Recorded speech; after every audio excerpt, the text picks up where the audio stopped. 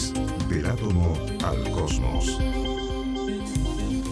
¿Cómo están? Comenzamos esta nueva edición de Exploradores del átomo al cosmos, todas las semanas por Canal 24 Horas, revisando la ciencia, la investigación hecha en nuestro país. Y hoy nos acompaña la directora de Copas Coastal, doctora Camila Fernández, para hablar de distintos temas que tienen que ver con el mar, con los océanos y con la investigación que se desarrolla aquí en Chile. Con ella vamos a hablar sobre las investigaciones que hace 14 años viene trabajando este centro en torno al mar austral y las dificultades para hacer ciencia en esta parte del país. Conoceremos también los trabajos que están realizando acerca de los efectos que pueden tener en el mar eventos extremos, como son las olas de calor o los ríos atmosféricos. También en este centro están preocupados de la transferencia tecnológica y de eso les vamos a contar específicamente sobre proyectos que podrán ser de gran interés para la industria pesquera y acuícola e incluso para la salud pública. Acompáñenos en este capítulo de Exploradores del átomo al cosmos. Antes de comenzar con la entrevista, quiero invitarlos a que vean la primera nota que habla sobre los trabajos de investigación que hace más de una década viene desarrollando este centro de investigación. En 2008, el Centro Copas Sur Austral, semilla del actual Copas Coastal, se propuso desarrollar investigación oceanográfica en el mar austral, una zona que cuenta con características que lo convierten en un laboratorio natural. El conocimiento que había de los mares australes estaba bastante disperso, no tenía continuidad en el tiempo y también circunscribía a algunos lugares de la Patagonia. Dentro de eso destaca el programa CIMAR Fiordos de la Armada de Chile. Entonces, cuando hay conocimiento disperso es como explorar un ambiente desconocido como Marte. Es difícil integrarlo y generar una idea de qué es lo que está pasando. En estos años de trabajo, las investigaciones realizadas por el centro han permitido ampliar el conocimiento que se tiene sobre las características oceánicas del mar austral. Comenzamos por identificar aspectos básicos de la oceanografía de esta zona, para luego profundizar nuestro conocimiento y contextualizarlo a problemas globales como el cambio climático, el efecto antropogénico, para finalmente tomar toda esta información que hemos ido generando y llevarla y transferirla a diferentes actores que puedan utilizar esta información para que tengamos un desarrollo más sustentable. Pero hacer ciencia en zonas tan apartadas no ha resultado nada de sencillo. Las distancias para llegar acá son bastante largas, pero eso se agudiza aún más por la centralización de nuestro país, que nos hacía en cada viaje pasar por Santiago para poder llegar, por ejemplo, a Coyhaique o a Magallanes. Y eso ya te demandaba considerar días adicionales. Una vez acá, tienes que preparar toda una logística apropiada para desarrollar el programa de investigación planificado. Sin embargo, no siempre cuentas con los elementos apropiados, por lo cual hay que conseguir espacios, embarcaciones, y generalmente tu planificación no termina siendo tal cual como lo pensaste en un principio. Existe también el condicionante climático que no siempre te permite ejecutar el plan como lo pensaste inicialmente. Fueron estas complicaciones las que hace algunos años los llevaron a levantar un laboratorio en Caleta Tortel, un pequeño poblado ubicado en la desembocadura del río Báquer y donde viven poco más de 500 personas. Elegimos el lugar donde tenemos el laboratorio nosotros porque en ese lugar está justo en la mitad del Campo Hielo Norte y Campo Hielo Sur. Entonces allá no había infraestructura para hacer la investigación, esta investigación continua que se necesita, y por eso generamos este laboratorio y generamos también la embarcación que nos permite hacer investigaciones en los canales australes. Contar con este laboratorio ha sido clave, como también lo han sido las boyas oceanográficas y sensores que les han permitido hacer un monitoreo más continuo. Pero los investigadores reconocen nuevos desafíos, y uno de ellos apunta a sacar fuera de los laboratorios y papers científicos los conocimientos que han adquirido en estos años y convertirlos en un bien público tanto para las comunidades como para las instituciones. Bien, ya estamos en el estudio con la directora de Copas Coastal, doctora Camila Fernández. Doctora, muchas gracias por acompañarnos en el programa. Gracias por invitarnos. A ver, primero que todo, cuéntenos de qué se trata este centro. Yo lo comentaba en la introducción, también estaba en la nota. Son más de 14 años justamente de investigación, de ciencia, enfocado en lo que son los mares. Vamos a hablar obviamente de otros temas, pero aquí en la nota también se mostraba la relevancia que tiene el Mar Austral para ustedes. Exacto. Bueno, COPAS es un centro que tiene una larga trayectoria, como tú bien dijiste. Llevamos más de 14 años como centro basal, es decir, que el gobierno nos da una base financiera para nosotros poder hacer nuestra investigación y ser los mejores en lo que hacemos y además transferirlo a la sociedad, buscar soluciones para problemas concretos que tengan que ver con el océano. Ahora, COPAS fue Suraustral hasta el año pasado, ya estábamos basados en Patagonia y por eso tenemos todavía nuestro laboratorio en la Caleta Tortel. Y ahora somos Coastal, somos el centro COPAS, digamos, del océano costero, en la totalidad de la costa chilena, así que el desafío es aún mayor, pero aún más entretenido también. Sí, entretenido me imagino también considerando las diferencias que pueden haber en esta larga costa que tenemos aquí en Chile, ¿no? Exacto. Bueno, digamos que la diversidad de ecosistemas marinos refleja lo que es la diversidad de los ecosistemas terrestres y están intrínsecamente ligados. Entonces pasamos de la zona norte con su desierto de Atacama y la zona de mínimo de oxígeno, una de las más conspicuas del mundo, hasta la zona de Chile central, donde tenemos las aguas casi más productivas del planeta, junto con el norte de Chile, Perú, también con una zona de mínima de oxígeno y cañones submarinos que lo hacen, digamos, un laboratorio natural, y por supuesto Patagonia, sus reservas de agua, campos de hielo y ese ecosistema que todavía está muy inexplorado, y esa es una de las razones por las cuales estamos ahí. Muchísimo que abordar, ¿no? Mucho. Geográficamente y también en términos de investigación. Sí, o sea, un montón de desafíos para nosotros, pero tenemos tiempo y expertise como para poder abordarlo. Vamos un poco, doctora, a lo que comentábamos y estábamos mostrando ahí en la nota, que tiene que ver con el Mar Austral. Quiero preguntarle cuál es la relevancia de investigar los distintos factores del ecosistema o ecosistemas que hay en el Mar Austral. Bueno, el Mar Austral tiene una serie de características que lo hacen único, digamos, a nivel mundial, por lo menos en lo que atañe a la Patagonia chilena. Tiene los campos de hielo, que son las reservas de agua dulce y que alimentan el sistema de ríos, que a su vez determina la característica de los fiordos, donde, recordemos, está la mayoría de la industria salmonera de Chile en estos momentos. Entonces, también tienen recursos naturales propios, ya, especies endémicas que tenemos que proteger, la interacción entre el ecosistema terrestre, los bosques, ya, que han sido también explotados, y el ecosistema de los fiordos es una relación que es aún muy poco estudiada y es, dicho sea de paso, digamos, la franja marítima de Chile que es menos estudiada hoy por lo difícil de su acceso, difícil las condiciones para navegar en ella. Claro. Quien haya atravesado el Golfo de Penas lo sabe ya. Hay que tener suerte. Bueno, depende, lo hemos atravesado no sé, en 8 horas o en 3 días. Depende, y escondiéndose, digamos, claro, a lo largo de la costa. Son varios años en términos del Mar Austral que ha habido cambios en el conocimiento que se ha ido adquiriendo, en el descubrimiento, parte también clave, digamos, de la curiosidad de la ciencia. ¿Ha ido cambiando? ¿Hay temas que en ese sentido destacan con respecto a este ecosistema? Claro, por supuesto. De hecho, bueno, cuando comenzamos como centro en Caleta Tortel, nuestro interés es estar en el punto, digamos, en medio de los dos campos de hielo sur, pensando que en ese punto nosotros podríamos un poco desenmarañar el sistema de canales y ver por dónde entra el agua marina, por dónde sale el agua dulce, y con eso poder nosotros hacer lo que nosotros llamamos un balance biogeoquímico, es decir, saber cuánto es la carga nutritiva de ese ecosistema y cuánto podría sostener, ¿ya? Para tú poder saber qué tan rico es un ecosistema, tienes que saber, digamos, de dónde se alimenta, cuánto tiene, digamos, cuáles son esas características que para nosotros lo hacen tan especial. Hemos avanzado un montón en términos de circulación, ya sabemos, digamos, cómo funciona ese sistema de fiordos, de canales.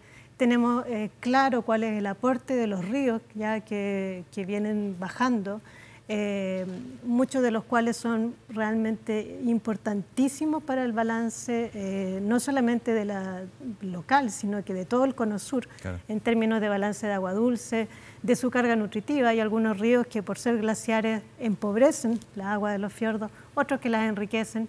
Tenemos una buena idea también de la carga de plásticos que están en Patagonia ya dando vuelta, y qué es lo que podemos hacer para evitarlo. Hablemos un poquito de eso, de la carga de plástico, justamente un tema a nivel mundial para lo que son los ecosistemas marinos. ¿Cuál es el diagnóstico y la actual situación con respecto a este punto en particular en esta zona? Bueno, hay dos cosas importantes ahí. En general, Patagonia es una zona que, si bien es poco habitada, tiene focos ya de asentamiento y focos urbanos que son importantes, pero que están desprotegidos desde el punto de vista de los servicios básicos. Alcantarillado, qué sé yo, retiro de basura, etcétera, etcétera. Turismo, el turismo es una carga para los pueblos en Patagonia, que no siempre se maneja de la forma correcta. De una forma sustentable. De una forma sustentable. Y sin embargo, las poblaciones locales eso quieren y necesitan, digamos, manejar su turismo de forma sustentable. Pero la carga, digamos, ambiental es fuerte. Entonces, hay un aporte que viene por ahí y hay otro que por la localización de este sistema, digamos, de fiordo de canales, recibe la carga de plásticos que vienen de otras partes. Entonces, nosotros ya sabemos que no hay lugar en Patagonia donde no lo hayan, ¿ya? Y también hay lugares que por circulación, ya que para dónde va el agua, son lugares de acumulación natural que ya tenemos identificado y que tenemos que ir a estudiar más en detalle. Uno de ellos es el Golfo de Pena. Claro, identificación me imagino que es bien relevante para poder abordar esa problemática, ¿no? Claro, una de las más cosas... Más allá de la máxima, digamos, de abordar el problema, hay que conocer completamente el problema, cómo se genera y cómo se desarrolla. Sí, o sea, los plásticos, que pueden venir de cualquier parte, claro, ya sea desde la población misma o de otra parte, son vehículos para patógenos, contaminantes y otras cosas más. Y no basta solamente con limpiar una playa hoy día, porque la circulación del mar hace que constantemente está botando plástico. Entonces nosotros sabemos que la velocidad de colonización por basura en ciertas zonas de la Patagonia es dramática, ¿ya? Y hay que hacer algo al respecto. ¿Qué tenemos que hacer? Bueno, ahí es un trabajo conjunto con las comunidades. Nosotros podemos decirle a las comunidades locales, hey, tienen un problema aquí serio con los plásticos. Y eso ha pasado también en Caleta Tortel. La realidad sanitaria de Caleta Tortel ha cambiado a lo largo de los años, al mismo tiempo que nosotros hemos aprendido acerca de ese sistema.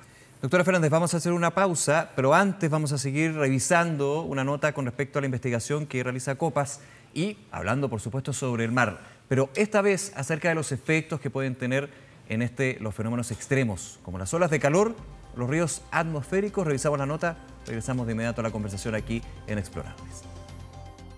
Investigar los efectos que tienen en el océano costero eventos meteorológicos extremos es el objetivo de un equipo de investigación multidisciplinario del Copas Coastal. Es importante estudiar los efectos que tienen los eventos extremos en el océano porque estos producen cambios en las condiciones medias. Sabemos que los ríos atmosféricos y las olas de calor atmosférica producen anomalías en la temperatura superficial del mar o en las precipitaciones, pero no sabemos si esas anomalías se repiten en el océano y las cuales estos cambios pueden ser importantes en el ecosistema marino en general. Uno de los eventos extremos en los que los investigadores han puesto atención es en las olas de calor atmosféricas.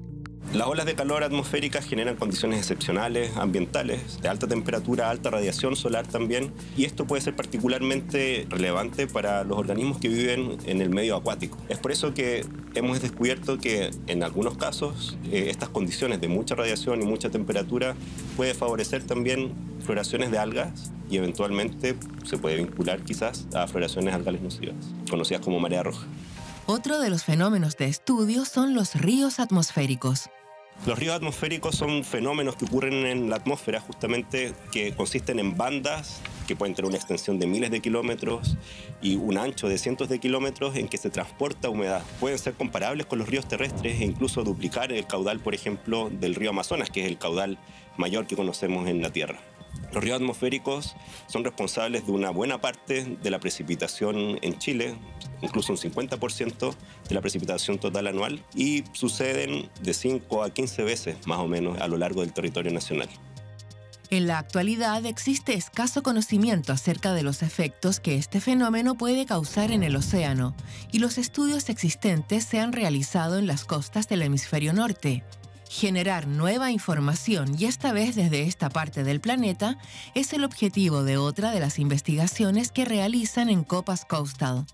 Los objetivos de las mediciones que vamos a realizar con respecto a los ríos atmosféricos es conocer precisamente qué está pasando en términos de la física del océano, es decir, cómo cambian las corrientes, cómo cambia la temperatura del mar, la salinidad, pero también estamos interesados en saber los procesos biológicos que afectan, como los cambios en el oxígeno o en las comunidades marinas que existen en las zonas costeras. Como los ríos atmosféricos impactan de distintas formas a distintas partes de Chile, entonces nuestras investigaciones se van a concentrar principalmente frente a la región del Biobío y en la zona de los lagos, en el seno del Reloncaví y la región de Aysén.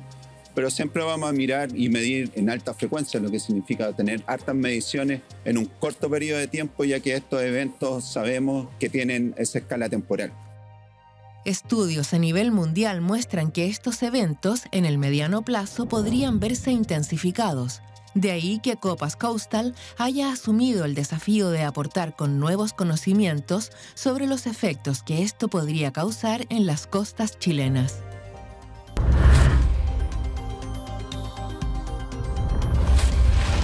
Exploradores del átomo al cosmos. Exploradores del átomo al cosmos.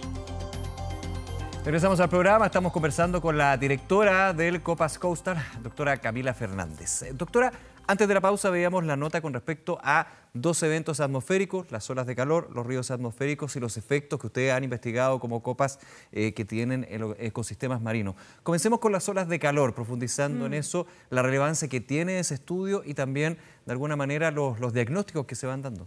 Bueno, la temperatura, ¿sabe?, es un factor clave para la vida en la Tierra, pero también en el mar. Entonces, eso define la ventana óptima de los organismos para vivir. O sea, yo con más o menos 2 grados no es lo mismo para nadie.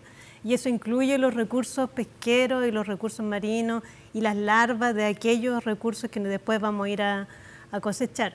Entonces, la ola de calor atmosférica lo hemos visto ahora este último tiempo, lo que ha pasado en Europa, qué sé yo, y en nuestras propias, digamos, costas y el verano pasado, y el problema de la megasequía también que se viene arrastrando. Entonces, hay condiciones que están siendo favorables para que ocurran este tipo de fenómenos con temperaturas completamente inusuales y que tienen que tener algún efecto en el agua, ¿ya? Que hacen perder el equilibrio natural finalmente. Y esto es un tema de años, de décadas también. Es un tema de décadas, pero que lo venimos viendo cada vez de forma más frecuente. Lo que pasa es que el océano vive de su capacidad para revolverse, ¿ya? Y eso es con intercambio de calor o con viento o con otros fenómenos físicos. Y la ola de calor lo que hacen es que paran todo eso y se convierte esto en una sopa.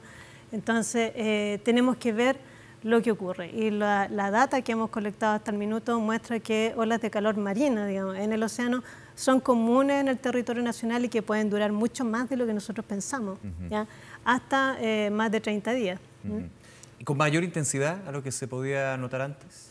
Lo que pasa es que en realidad este es un fenómeno que recién estamos investigando y a nivel mundial es un fenómeno, o sea, es una línea de investigación relativamente reciente. Entonces, muchas veces pensamos en la ola de calor que nosotros podemos predecir de forma, digamos, muy buena, digamos, muy eficiente, pero las olas de calor marina no siempre siguen a las atmosféricas. Entonces, todavía es un campo abierto ahí que estamos tratando de entender. Se está levantando información y también conocimiento al respecto. Y esa es la sí, relevancia. pero ciertamente pueden beneficiar especies de algas o microalgas que pueden causar algún tipo de daño ahí en el ecosistema y eso es importante de tener en mente. Ahora, otro evento, ríos atmosféricos. Volvamos un poquito para quienes nos ven a esta hora, ¿de qué se tratan estos ríos atmosféricos? Bueno, los ríos atmosféricos son acumulaciones de lluvia ya que se desplazan por la atmósfera y que chocan con el continente en nuestro caso y que se pueden desplazar, digamos, o perpendicular, es decir, atravesarnos o seguir a lo largo de la costa, como fue el caso de varios de los que estudiamos este invierno. En el mes de julio nosotros tuvimos 2 o 3 que se sucedieron con espacio de una semana, algunos de los cuales siguieron, digamos, desde las costas de Valparaíso hasta la zona de Coyhaique y Aysén. Y eso requiere, por supuesto, una cierta logística que antes, digamos, no se nos habría imaginado. Claro. Y un equipo multidisciplinario, que Por supuesto. es súper importante acá que distintas disciplinas puedan confluir en levantar data, información y también sacar una que otra conclusión, me imagino. Sí, o sea, para tú poder estudiar la atmósfera y el océano al mismo tiempo, digamos, el cielo y el mar al unísono, necesitas gente que normalmente no trabaja juntas. Meteorólogos, climatólogos, oceanógrafos físicos, biólogos, biogeoquímicos, como yo o como otros colegas, y poner la expertise al servicio de una sola pregunta, que es ¿qué está pasando en el mar en medio de una tormenta? Y es bien interesante, usted me lo comentaba fuera de cámara, aquí se está persiguiendo a la tormenta, digamos, y que finalmente termina estos ríos atmosféricos, ¿no? Sí, muy a la Twister.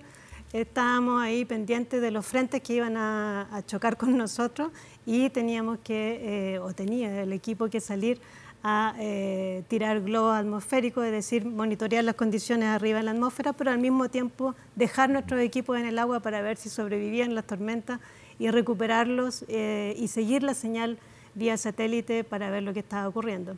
Así que el nivel de tensión era más o menos importante, pero eso es lo que hace que la ciencia al final sea un oficio entretenidísimo. Claro. ¿Qué se hace con toda esa información que se va recabando? Bueno, muchísima información, me imagino. Un montón. De y hay que procesarla, que ahí está la clave también.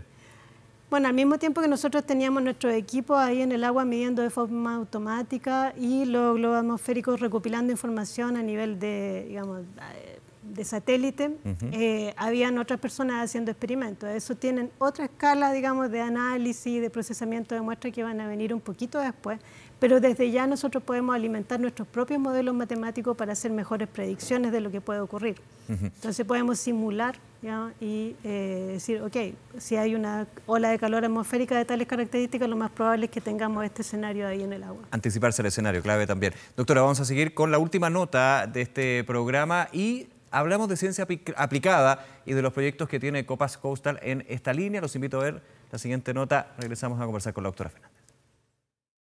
En 2018 se puso en marcha, bajo el alero de investigadores de Copas, el Laboratorio de Biotoxinas de la Universidad de Concepción, que tiene entre sus objetivos prestar servicio tanto a instituciones privadas como públicas en la detección de toxinas marinas que están asociadas a la floración de algas tóxicas en la región del Biobío.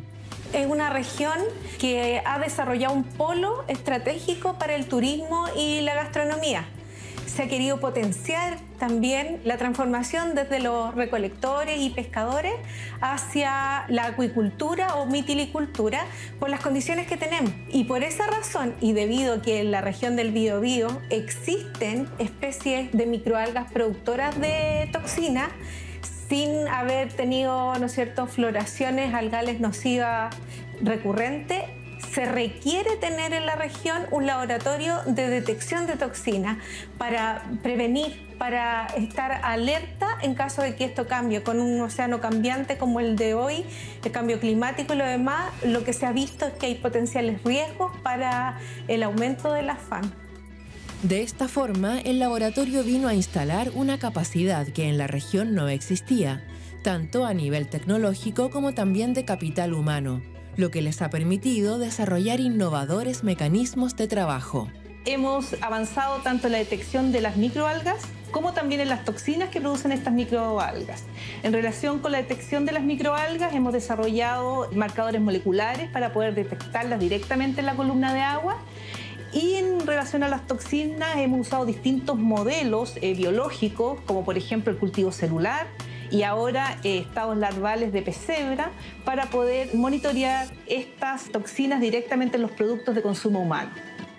Las investigaciones desarrolladas con toxinas les han abierto la posibilidad de trabajar en otra área y en la actualidad están testeando un producto que podría ser de gran interés para la industria acuícola. El desarrollo del anestésico para uso en acuicultura nace de nuestro interés por conocer el comportamiento, los mecanismos de toxinas nuevas que se encuentran en microalgas que normalmente matan peces, pero que bajo condiciones de biotecnología marina controlada uno puede desarrollar un producto diferenciador que mejore el bienestar de los peces, pero que además sea amigable con el ambiente.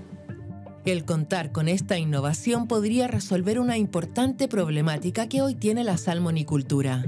A lo largo del ciclo productivo de la salmonicultura se hace necesario la manipulación de los peces, que van desde lo necesario para poder vacunarlos, por ejemplo, como para transportarlos de un lugar a otro. En estas situaciones es que se necesita muchas veces del uso de anestésicos para disminuir el estrés que los peces experimentan en estas situaciones. Sin embargo, los anestésicos por sí solos podrían inducir estrés y ese es un efecto, digamos, no deseado. En ciertas fases críticas, como por ejemplo el traslado de las jaulas hacia las plantas de proceso, también se evita el uso de estos anestésicos, ya que muchas veces, por ejemplo, en el caso de algunos sintéticos, pueden quedar trazas del producto en la carne, lo cual cambia todas las características del producto final que se desea, digamos, comercializar. Tanto estos trabajos de transferencia tecnológica como otros que desarrollan en Copas forman parte del programa Motor, con el que buscan promover el desarrollo de investigación científica aplicada que puede generar impactos positivos en la sociedad. Realizamos parte de la ciencia aplicada de Copas, doctora Fernández, y quiero preguntarle los minutos que nos quedan sobre el rol que tiene la transferencia tecnológica. Lo estábamos viendo aquí en estas dos industrias, entre ellas la acuicultura, también la pesquería. Bueno, para nosotros como centro es vital transferir lo que hemos aprendido, ¿ya? Y como somos un centro basal, estamos mandatados a hacerlo, ¿ya? Más o menos un 20% de todo lo que se hace en el centro tiene que tener un uso para la sociedad, o ya sea como transferencia de conocimiento, como transferencia a nivel de educación, ya de actividades con los escolares y otros, pero también búsqueda de soluciones y búsqueda de explicaciones para fenómenos que puedan ser, digamos, aplicables. Y ese es lo que nosotros estamos tratando de empaquetar para darle una vida dentro del centro y lo que hemos llamado un motor, que es una unidad dentro de Coastal que se dedica a la transferencia tecnológica, a la oceanografía operacional, al desarrollo tecnológico, la educación, el servicio público y las políticas públicas. Alison, que es nuestra investigadora que aparecía en el video, está dentro de Motor con su línea de investigación sobre las toxinas. Y estábamos hablando de dos industrias. ¿Cuál es el interés que se muestra de parte de ellas y otras también por esta transferencia tecnológica? Bueno, hay mucho interés dentro de la industria de hacer las cosas bien, ¿ya? De cumplir con las normativas que están vigentes, por un lado para monitorear, en el caso de la salmonicultura, los centros de cultivo y los fiordos donde están, ¿ya? Y por otro lado, por optimizar, disminuir la huella de carbono. Recordemos que Chile tiene un desafío ambiental más o menos importante de disminuir significativamente su huella de carbono y cumplir con los compromisos internacionales. Y eso pasa también por la optimización de la industria. Así que disminuir la huella de carbono de la salmonicultura, de la pesca artesanal, es parte de lo que nosotros queremos aportar como centro. Doctora Camila Fernández, nuevamente agradecerle por acompañarnos en este capítulo de Exploradores. Gracias por la invitación. Mucho éxito. Muy bien. Gracias. Y a ustedes, como siempre, gracias por acompañarnos aquí en la ciencia, la investigación hecha en nuestro país. Se la llevamos a través de las pantallas de Canal 24 Horas, por supuesto. La próxima semana tenemos más ciencia aquí en 24 Horas. Que esté muy bien. Chao, nos vemos.